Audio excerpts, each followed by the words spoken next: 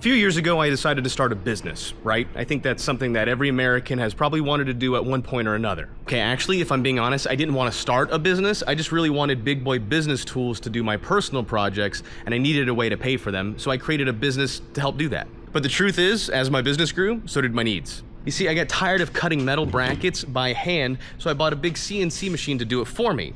But that was expensive.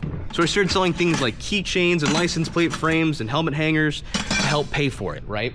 But I still needed a way to coat them, right? I didn't want to paint them, so I ended up getting me a little bit of powder coating from Prismatic Powders, this little Harbor Freight powder coating gun, and this oven from Facebook Marketplace. I would not want to cook food in this oven ever again. There's no microplastics in here, it's all macroplastics. And the oven was fine for a short period of time. You know, it still works and does its job good, but again, as my business grew, so did my needs. Like, what if I wanted to powder coat this subframe for my car? Or what about the frame for this motorcycle that I'm giving away to you guys? Link in the description, lincolnfoldercustoms.com. Every dollar you spend off the website equals 1 entry. Like, what's the point of investing all that money into all this big boy equipment if I still have to take stuff like my motorcycle frame or my car subframe to go get powder coated by somebody else? So that's why I picked up this guy about 2 years ago. This is my Built American Equipment DNBE 1500 powder coating oven.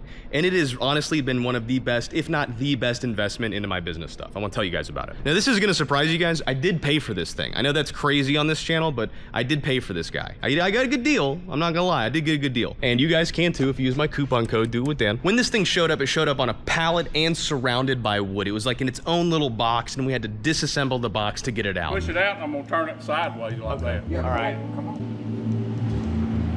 What can I do? All the men are doing the work. What am I supposed to do? I'll unpipe it. That sounds familiar. And while I was going through this clip, I found this clip of Mr. Mike. He passed away a little while ago due to cancer. Rest in peace, Mr. Mike.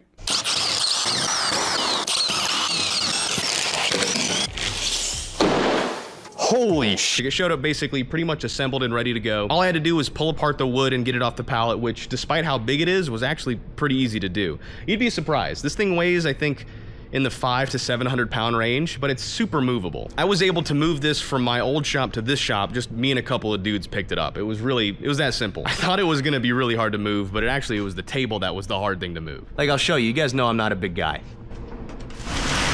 But I can still move it around by myself, you know? I'm not gonna be picking it up by myself, but if I need to get it from one end of the shop to the other, I can slide it. I can do that. Like, even he's interested in it. Where you going? Where you going, bitch? Where you going? What are you doing? One of the biggest issues that I had was I didn't want an oven to take up a huge chunk of my shop. Before we were in this shop, which is substantially bigger, I was in a much smaller shop, and size was a big deal for me, right? And even though that I have more room now to get a bigger oven, this thing still does everything I needed to. And here I am 2 years later, still very happy with my purchase. It came with this kick-ass rack too. This is something I could have made myself, but honestly, there's a lot of things that are it's more worth your time to just buy it, right? That's another thing. I looked into building these. You can build your own oven. And I actually started pricing it out early on because they're not super complicated. If you don't want to make them super complicated, they don't have to be. But after I started pricing it out and getting all the elements lined up and the power supply and whatnot lined up, it really wasn't that much cheaper than just buying one.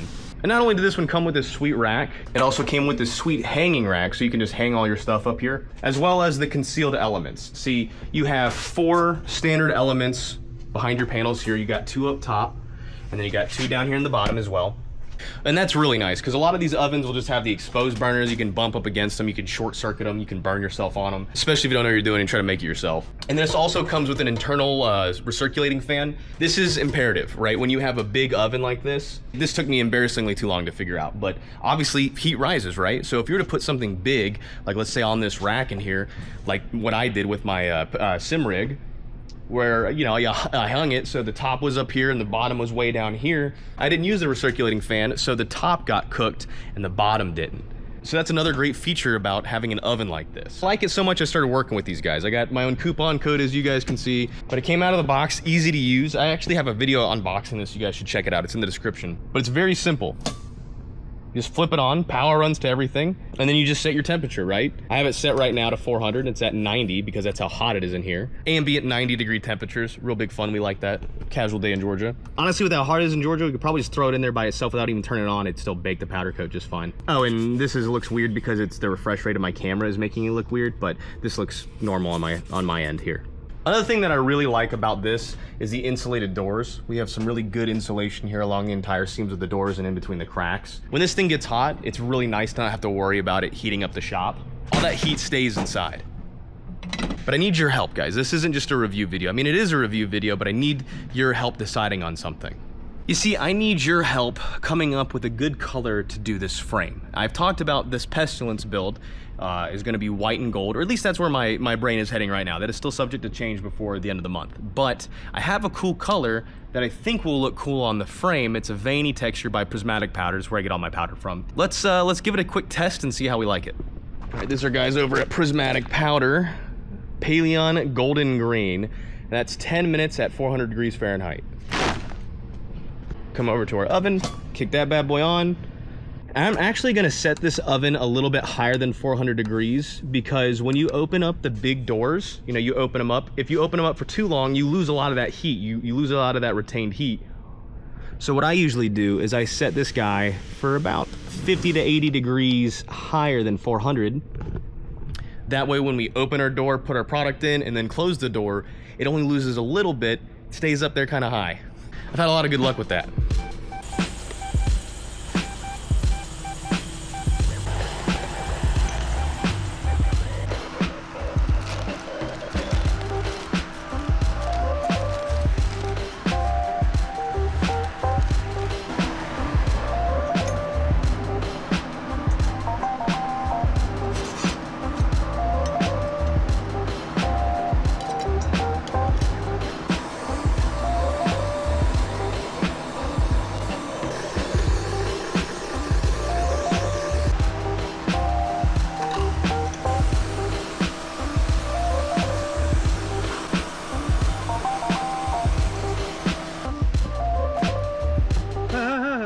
Fuck you.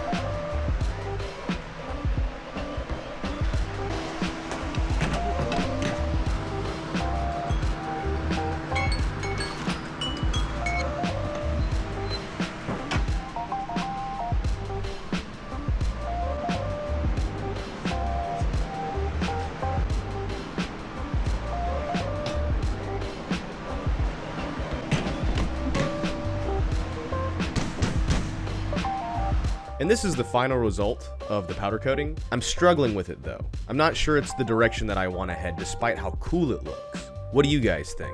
I mean, it's got a really good gold and almost greenish hint when you tilt it around in the light, which I do think kind of represents the idea of Pestilence pretty good, but I'm just not sure.